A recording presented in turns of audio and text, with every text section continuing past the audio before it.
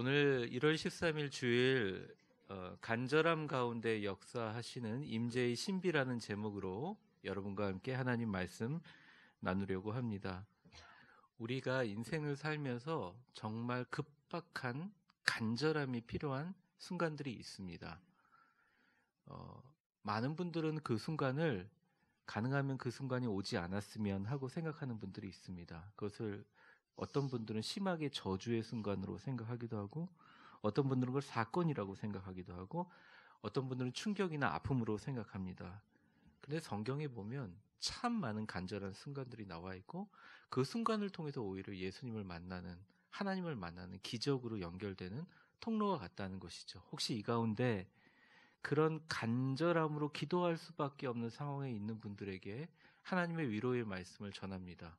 간절함 가운데 주님의 계시가 있고, 간절함 가운데 주님의 임재의 신비가 있는 줄 믿습니다. 예전에 그런 말을 했죠. 걷는 놈 위에 뛰는 놈이 있고, 뛰는 놈 위에 나는 놈이 있고. 근데 요즘에 한 개가 더 추가됐어요. 나는 놈이 아니라 이제 사람으로 바뀝니다. 나는 놈 위에 즐기는 사람이 있다. 근데 즐기는 사람보다 요즘에 나온 버전에 즐기는 사람 위에 뭐가 있다고요? 간절한 사람이 있다. 간절함이 있으면 뭐든지, 간절함이 있으면 인생사를 살면서도 뭐든지 이겨낼 수 있다. 많은 분들이 얘기합니다. 60대 이상의 어떻게 보면 기존 세대, 기성세대 분들과 요즘의 청년들을 비교하면서 사회학자들이 그런 얘기를 합니다. 20대와 60대 부분들의 IQ나 또 운동 능력이나 그런 면에 비해서, 또 지적 사고 능력이나 분석력에 의해서 60대가 절대 20대를 따라갈 수 없다고 합니다. 그건 맞는 상황이죠. 그런데 20대에 있는 젊은이들, 30대까지 포함해서 젊은이들이 절대 60대를 따라갈 수 없는 것은 그 옛날 고통당하고 어렵고 고생하면서 느꼈던 그 간절함의 힘만큼은 기존 세대를 따라갈 수 없다는 것이죠. 유학하면서 제가 느낀 것은 공부는 열심히 하는 것보다 간절함이 더 필요하다는 걸 느꼈습니다. 신앙생활하면서 느끼는 것은 기도의 능력은 간절함에서 나온다는 걸 배웠어요. 사랑하는 성도 여러분, 2019년 새해를 시작하면서 간절함을 회복하시기를 주의 이름으로 축원합니다. 오늘은 이 간절함의 신비와 은혜를 본문의 말씀을 통해서 한번 나눠보겠습니다. 저를 한번 따라해 보세요. 간절함은 예수님을 움직이게 하는 신비를 가지고 있다. 22절을 한번 보겠습니다. 제가 읽어보겠습니다. 회당장 중 하나인 야이로라 하는 이가 와서 예수를 보고 발 아래 엎드려, 이렇게 나와 있습니다. 왜 회당장이면 회당장이지 회당장 중에 하나라고 하느냐? 그 당시에 회당을 관리하는 규칙 때문에 그렇습니다. 회당에는 회당을 인도하는 제사장들과 말씀을 선포하는 서기관들이 있었고요.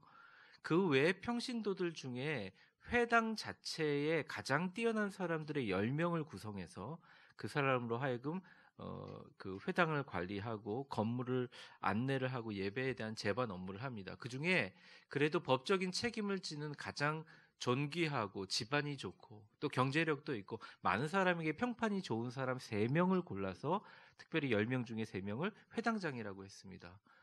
그러니까 야이로는 3명의 회당장 중에 1명인 사람이죠. 이름은 빛나다라는 뜻을 갖고 있습니다. 그 사람이 바로 와서 저를 따라해 보세요. 예수를 보고 발 아래 엎드려. 예수님을 보고 발 아래 엎드리다. 헬라어 원어에 보면 본다는 말이 그냥 쳐다본다는 게 아니라 예수님을 보자마자 발 아래 엎드린다. 근데 발 아래 엎드린다는 말을 이렇게 표현합니다. 우리나라로 직역해 보면 저를 따라해 보세요. 예수님 발 앞에 무너져 내렸다. 쏟아져 내렸다. 여러분 그런 경험 있으시죠?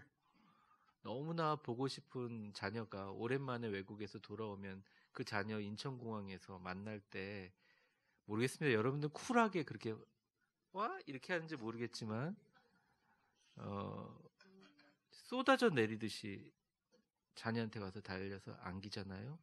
어릴 적에 여러분들이 자녀들이 엄마 아빠를 잊어버리고 길가에 헤매다가 방송 아무개 아이 찾습니다. 아무개 아이 찾습니다. 가면 아이가 눈물이 범벅이 돼서 쫓아오는 그 쏟아져 내림, 바로 헬라어의 그 말입니다. 예수님 앞에 예수님을 보고 발 아래 엎드려서 23절의 내용이 나옵니다. 같이 한번 읽어보겠습니다. 시작. 간곡히 구하여 이르되 내 어린 딸이 죽게 되었사오니 오셔서 그 위에 손을 얹으사 그로 구원.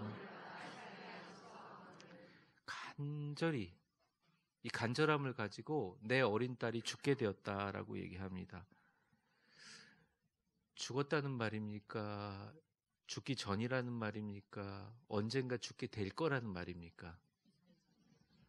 다 답이 다르시죠? 다른 본문을 한번 보겠습니다. 마가복음 9장 18절을 보면 한번 같이 읽어보겠습니다. 시작. 예수께서 이 말씀을 하실 때 한 관리가 와서 절하여 이르되 내 딸이 방금 죽었사오나 오셔서 그 몸. 이게 무슨 말이지? 왜 마태와 마가가 다르죠? 뭐라 그랬습니까? 내 딸이 방금. 오늘 본문으로 다시 돌아갈게요. 죽게 되었사오나. 이거 완전히 말이 다른 거죠. 이것은 그 당시에 마태와 마가가 봤던 시각이 다르기도 하고 헬라어 원문을 직역해서 보면 다 해답이 풀립니다. 그냥 설명을 드리면 이거예요. 애가 너무 위중해서 12살짜리 딸인데 깜빡 죽었다가도 생명이 붙어있다가 죽었다. 거의 그냥 위독 상태라는 얘기입니다. 헬라어로 직역한 말에 보면 내 어린 딸이 죽게 되었사오니를 이렇게 표현합니다. 저를 따라해 보세요. 나의 딸이 마지막으로 가고 있습니다.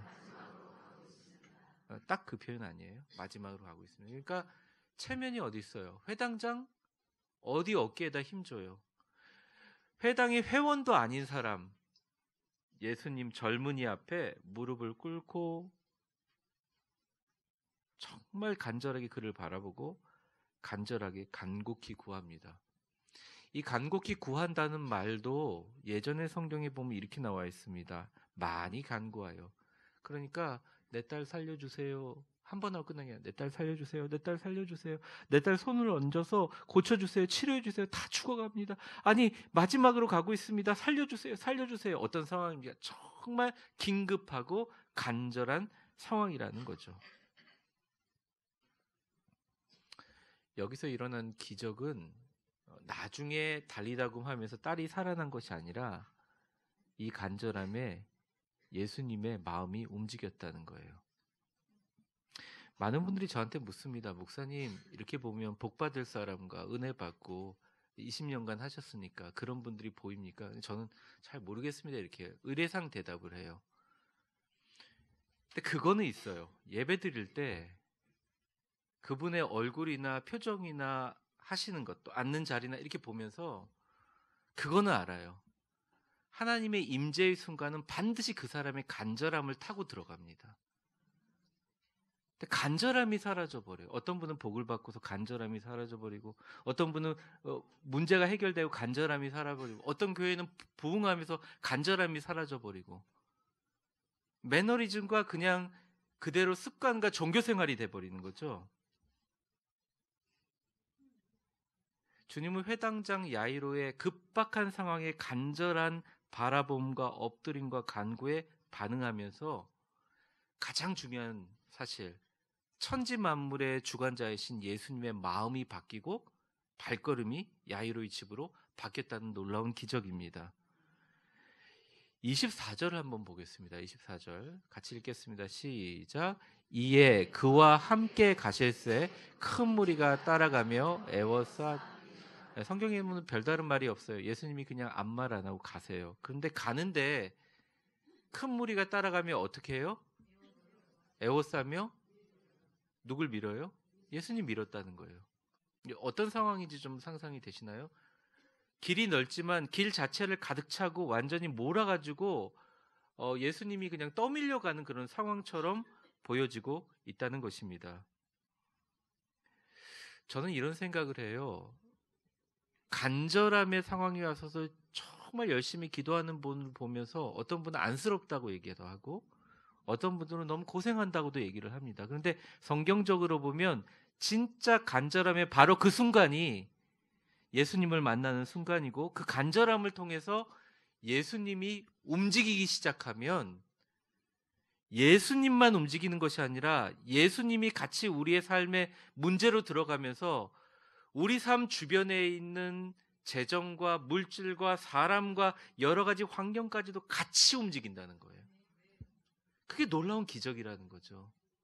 그 사람의 간절함뿐만 아니라 그 사람의 간절함 때문에 예수님만 움직이는 것이 아니라 예수님이 이 사람의 간절함의 문제의 근원으로 갈 때 주변이 움직이는 역사가 일어나게 된다는 것입니다.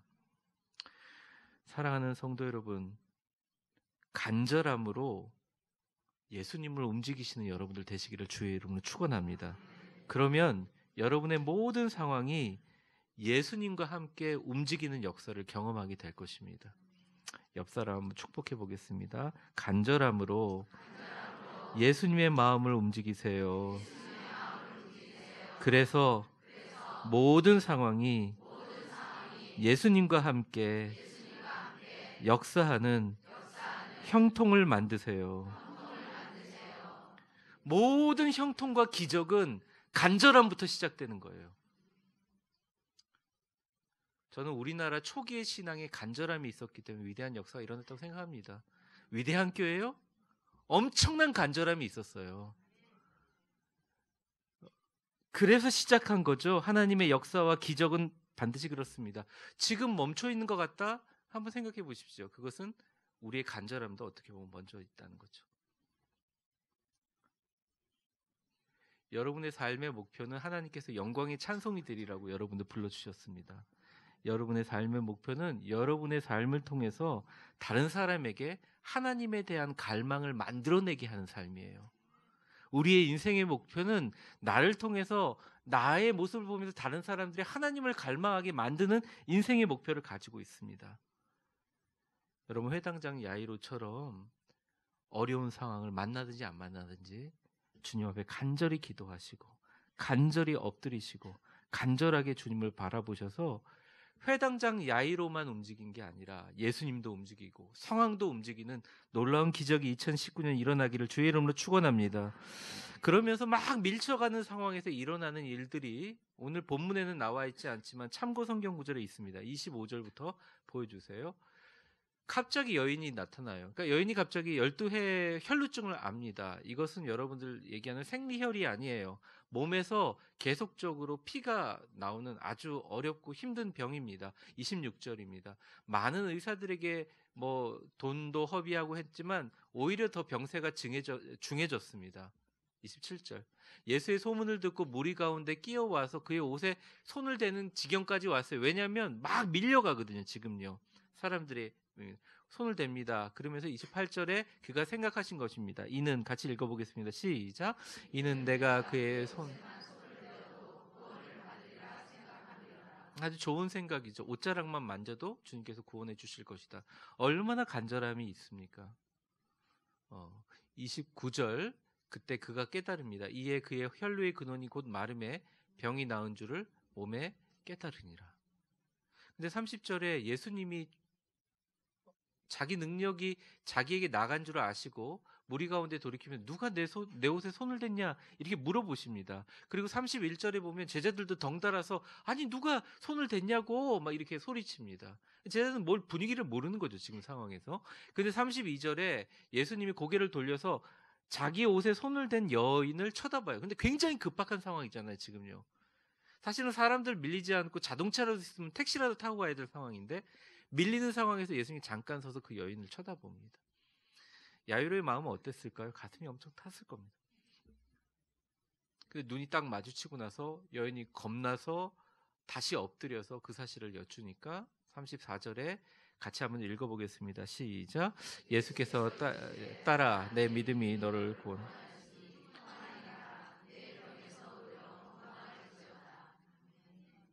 그 여인의 병이 고쳐지고 예수님께 칭찬받고 놀라운 역사가 일어나게 된다는 거예요.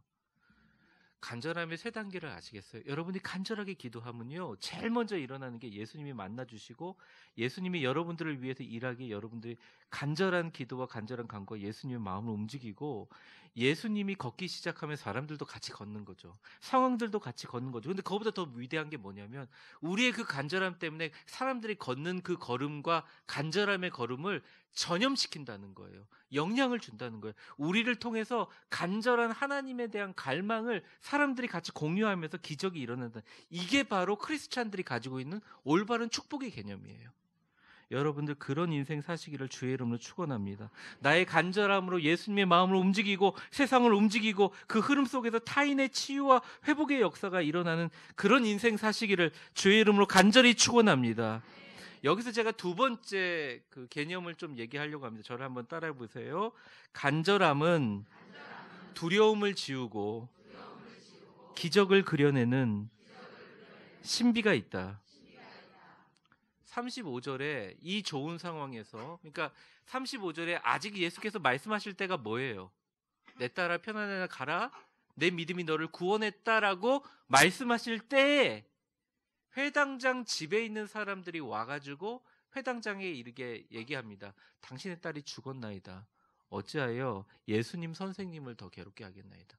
주여라고 안 하죠. 랍비라고 하죠. 교사, 선생님. 당신 딸 죽었으니까 이제 예수 그만 괴롭히고 보내드려라. 하인인데 얘기하죠. 세상은 늘 우리에게 얘기하는 것 같습니다. 이 땅에 믿지 않는 세상들은 늘 얘기하는 것 같아요. 포기해라, 단념해라, 잊어라. 이미 상황 종료다. 잘 생각해봐라. 예수는 인간의 상식으로 병든 자는 고칠 수 있으나 지금까지 죽은 자를 살린 적이 한 번도 없기 때문에, 죽은 자를 살리는 건 하나님의 영역이기 때문에 예수는 하나님이 아닌데 좋은 율법사이고 뭐 예언자이고 엘리야와 같은 사람이지만 하나님의 아들임을 몰랐기 때문에 사망과 죽음을 극복할 힘이 없다라고 얘기합니다. 야이로는 엄청난 충격이 컸을 겁니다. 청천벽력 같은 이야기입니다. 어쩌면 야이로가 그때 마음속에 조금만 예수님 일찍 가서 고쳐주시지, 옷자랑을 만져도 병이 고치는데 사람들이 몰려드는 게 원망스러웠을 겁니다. 어쩌면 그랬을지도 몰라요. 성경에 나와 있지 않지만 굉장히 힘들었을 거예요. 신앙생활을 하다 보면 굉장히 믿음과 기적이 필요한 이 시대에 우리의 상식과 통념이 때로는 결정적인 인생의 믿음의 순간에 우리를 무너뜨립니다. 우리 스스로 예수님은 필요 없다라고 하게 됩니다. 우리 집으로 야이로의 집으로, 내 딸이 죽어가고 있는 그 집으로 향하는 문제의 근원인, 문제의 핵심으로 행하는 그 발걸음을 예수를 버리고 혼자 걷게 만들어 버립니다. 그런데 누구 하나 자신할 수 있나요? 여러분, 이런 상황에서 절망 안 할 사람이 어디 있습니까? 저와 여러분도 누구라도 그 앞에 흔들리지 않을 수가 없습니다. 그럼 우리가 신앙생활하면서 어떻게 살았을까요? 맨날 믿음으로 아멘 했다가 자기가 똑같이 돌아가는 걸 보면서 실망하며 좌절하며 열등감이라든지 죄책감으로 살으라고 제가 드리는 말씀은 절대 아닙니다. 저는 반대예요. 제가 지금 드리고 싶은 말씀은, 이 사람들이 와가지고 네 딸이 죽었으니까 예수 선생 좀 편하게 보내달라고 하는 말과 상관없이 이미 간절함으로 무릎을 꿇고 하나님 앞에 고개를 조아리고 간절하게 구했을 때 벌써 게임이 끝나 있었다는 거예요. 예수님은 이미 마음을 먹고 가고 있었다는 거죠. 여기 되게 재미있는 헬라어가 나오는데요. 이 35절 말씀 한번 보여주세요. 네, 36절 죄송합니다. 저를 한번 따라해 보겠습니다. 같이 한번 읽어보겠습니다. 시작. 예수께서 그 하는 말을 곁에서 들으시고 회당장에게 이르시되 두려워하지 말고 믿기만. 예수께서 그 하는 말을 곁에서 들으시고, 이 말은 예수님께서 예수님이 이렇게 서 있고요. 회당장에게 사람들이 와서 얘기하는 것들을 예수님이 이렇게 해서 조금 떨어져 가지고 곁에서 들으신다는 말이 아니에요. 한국말로 보면 곁에서 듣는다는 게 그거잖아요. 근데 헬라어 말로 보면 이게 파라쿠사스라는 말인데, 곁에라는 말과 듣는다는 말의 그냥 합성어가 아니에요. 이 말은 곁듣는다는 말이에요. 건성으로 듣는다는 말이에요. 그리고 더 깊이 해석하면 그 말을 무시한다는 거예요. 사랑하는 성도 여러분, 예수님을 더 따르지 못하게 되고 성경에 있는 기적과 은혜를 믿지 못하게 하는 모든 세상의 말을 잘 예수님처럼 무시하시기를 주의 이름으로 축원합니다. 아멘이 적으시네요. 다시 한번 해보겠습니다. 무시하시기를 주의 이름으로 축원합니다. 그러니까 여러분들 진짜로 이게 들어오면 너무너무 힘든 거예요. 근데 그 상황에서 야이로는 아무런 대답이 없습니다. 간절함으로 일단 주님이 움직이시면요, 너무너무 감사한 게 기적의 문을 여는 곳까지 우리가 따라오든 안 따라오든 그냥 가시는 거예요. 어떤 분들이 가끔 제가 이제 기도카드 적으신 분들 전화를 해보면 이런 대답이 나올 때가 있습니다. 목사님, 제가 그걸 적었었나요? 이렇게 대답할 때. 그러니까 이미 그렇게 묻으신 분은 응답이 되신 거죠. 네. 우리는 어쩌면 그 힘든 인간의 인생의 간절한 순간에 막 아이 문제 때문에, 경제 문제 때문에, 나의 사회 지위적인 문제 때문에 지금의 모습과는 달리 간절하게 주님께 엄청나게 많이 부르짖던 순간이 있는데 그거를 주님께서 다 들어주신 줄 우리는 어쩌면 잊어버리고 사는지도 몰라요. 우리의 인생 걸음에 지금이라도 늦지 않았습니다. 여러분의 삶에 정말 절대절명의 어려움이 있다면 간절함을 가지시고 주님 앞에 다시 나와서 주님의 옷자락을 붙잡으시기 바랍니다. 주님의 은혜를 붙잡으시기 바랍니다. 주님 앞에 간절함을 보여주세요. 그럼 주님께서 마음만 움직여 주시면 수많은 사람들이 와서 뒤흔들어도 그거랑 상관없이 주님은 한 귀를 듣고 한 귀를 흘러버리고 야이로에게 이렇게 얘기합니다. 35절 말씀 보여주세요. 36절 말씀 보여주세요. 같이 읽어보겠습니다. 저를 따라해보세요. 두려워하지 말고 믿기만 하라. 옆 사람 축복해 보세요. 두려워하지 말고 믿기만 하세요. 누가 보면 협박 같습니다. 그렇죠? 정말 말도 안 되는 얘기잖아요. 근데 두려워하지 말고 믿기만 하자. 야이로야, 계속 가던 길 같이 가자. 네 딸에게 지금 가자. 네 딸 시체가 있는 거 아니야. 가자. 일단 두려워하지 말고 나와 함께 걷자. 너가 처음에 나한테 엎드렸던 것처럼 믿음과 간절함을 그것만을 생각해라 라고 갑니다. 딱 가니까 상황이 이렇게 벌어집니다. 38절 말씀 같이 한번 읽어보겠습니다. 시작. 회당장 집에 함께 가서 떠드는 것고 사람이 울며 심히 통곡함을. 난리도 아니죠. 막 떠들고 울고 통곡. 왜냐하면 그래도 마을의 유지인 사람 집에 그렇게 사랑하는 12살짜리 어린 딸이 죽었으니까 슬퍼해야죠. 통곡해야죠. 울고. 옛날 성경에 보면 한문을 얘기해요. 헌화하며 사람들이 시끌벅적하는 거죠. 근데 예수님께서 이런 얘기를 하십니다. 39절을 보여주시면 왜 이렇게 떠들고 앉아있냐, 왜 이렇게 울고 있느냐, 울지 마라. 이 아이가 죽은 것이 아니라 잔다 이렇게 해요. 많은 분들이 한국교회가 죽어간다 얘기합니다. 그 얘기를 하면서 총회 임원들이 나와서 어느 모임에 죽어가는 침몰하는 한국배 그래도 마지막까지 같이 승선해야 되지 않습니까? 뭐 이런 얘기를 해요. 사실은 저는 그런 생각을 하면 그런 생각합니다. 한국교회 죽은 것이 아니라 자는 거예요. 그 옛날에 초대 신앙 시절의 간절함을 회복하면 우리 한국교회 다시 일어날 줄 믿습니다. 여러분의 인생도 마찬가지입니다. 죽은 것이 아니에요. 자는 거예요. 그러니까 예수님께서 이렇게 얘기했는데 사람들의 반응이 뭔지 아세요? 40절에 저를 따라해 그들이 비웃더라. 네, 비웃는 거죠. 근데 예수님이 참 이렇게 독하세요. 예수께서 그들을 어떻게 해요? 다 몇 명이 기었겠어요. 예수님이 그 성전에서 장사치들 다 이렇게 노끈으로 된 채찍으로 내보내는 것처럼 사람들을 다 그 집에서 내보냈어요. 아직 시체가 있는데. 통습상으로는 시작을 해야 되는데. 그리고 아이의 부모와 또 자기와 함께한 베드로, 야고보, 요한과 같이 들어갑니다.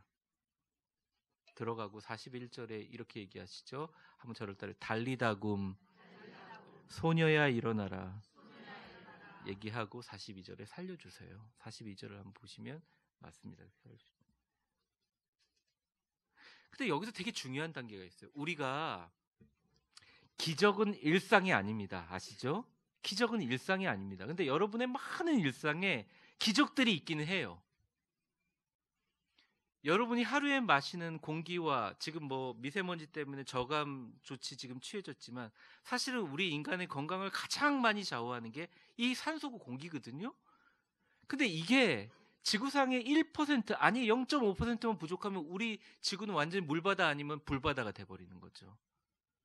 엄청난 신비와 기적들이 우리 삶을 되돌리고 있습니다. 여러분의 몸의 많은 기관줄 중에 1cm 부분만 어디라도 막히거나 혈류가 흐르지 않으면 얼마 버티지 못하고 어려움을 겪게 되는 거죠. 사랑하는 성도 여러분, 기적 앞에, 그러니까 이런 일상적인 기적은 자체하더라도 진짜 우리의 어려운 문제가 해결되는 딱 기적의 문 앞에 하나의 시험이 있어요. 그게 뭐냐면 예수님과 함께 손을 잡고 딸이 있는 시체 속으로 들어가는 그 믿음이에요. 마음이 얼마나 무너지겠어요. 그냥 보면 사람들 우는 사람, 그러니까 사람들의 소리만 들으면 우리 딸은 지금 시체로 누워 있는데 예수님께서 같이 들어가자라고 얘기했을 때 얼마나 황당했겠습니까? 그럼에도 불구하고 간절한 마음의 마무리를 순종함으로 그곳에 들어갔다는 거예요. 이게 기적의 마무리라고 할 수가 있습니다.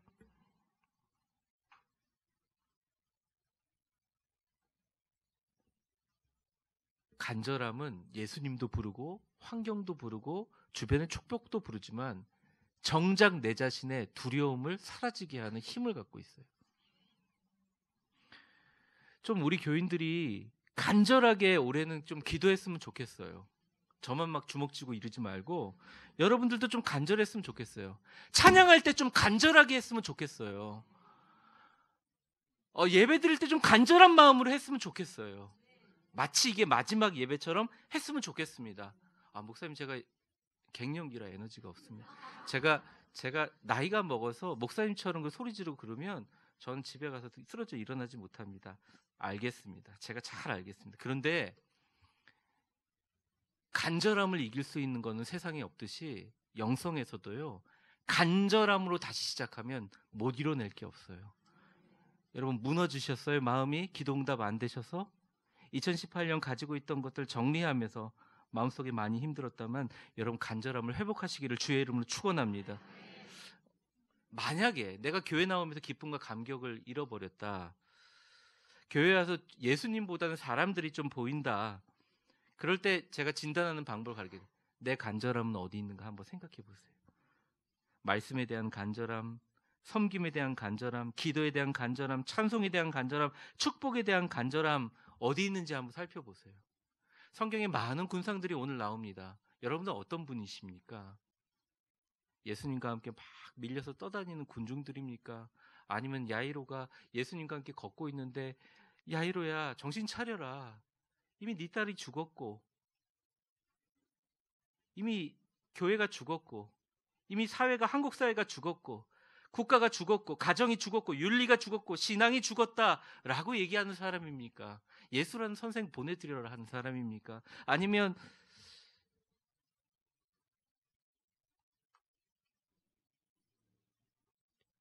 아이고 죽어서 어떡하지? 죽어서 어떡하지? 막 울고 떠들고 고통당하고 힘들어하는 사람입니까? 저는 우리 위대한 교회에 있는 모든 분들은 오늘 말씀을 통해서 간절히 주님을 바라보고 간절히 주님 앞에 자신을 쏟아놓고 간절히 주님께 간구하여 마지막 시험 죽은 딸의 시체에 있는 방까지 예수님 손잡고 들어갈 수 있는 간절함의 신앙을 가지시기를 주의 이름으로 축원합니다. 우리 위대한 교회가 왜 위대하냐? 위대한 간절함이 있었어요. 우리 위대한 교회는 그런 간절했던 사람들이 그런 많은 야이로들이 있었기 때문에 2018년 시작하게 된 교회예요. 여러분의 간절함은 어디 있습니까? 간절함을 회복하시기를 주의 이름으로 축원합니다. 오늘 말씀을 정리하겠습니다. 간절함은 다른 게 아니에요. 그냥 주님 바라보고 주님께 쏟아놓고 주님께 기도하는 간절한 마음입니다. 그런데 그것이 예수님 마음에 닿으면 놀라운 기적이 일어나는 예수님 마음이 움직이고 발걸음이 움직이면서 사람들에 의해서 떠밀려서 예수님뿐만 아니라 야이로도 같이 떠밀려가는 주변의 모든 상황들이 움직이는 형통의 힘이 있다는 거죠. 신비가 있다는 거죠. 게다가 그것을 통해서 주변에 있는 사람들이 영향을 받고 하나님에 대한 갈망을 발견하고 옷자락을 만진 혈류병 걸린 여인처럼 주변에 나를 통한 치유와 회복이 일어난다는 게, 그게 진짜 복이라는 거죠.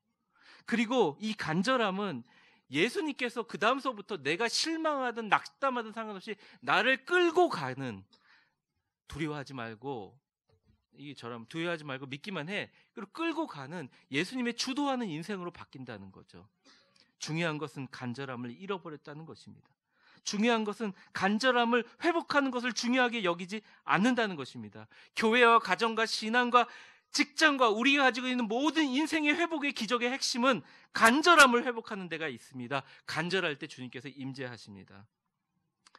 여러분, 2018년 시작했을 때 우리 위대한 교회 그 간절함 그대로 2019년 시작하면서 예수님과 동행하며 예수님께서 내 인생을 기적의 현장으로 만들어주신 신비가 2019년 새해에도 넘치시기를 주의 이름으로 축원합니다. 다시 간절함만 회복한다면 우리는 위대한 기적을 쓸 수 있습니다. 여러분에게 앞으로의 인생이 주님의 간절함으로 인한 야이로의 딸처럼 달리다굼 벌떡 일어나는 축복의 역사가 새해에 있기를 간절히 바랍니다.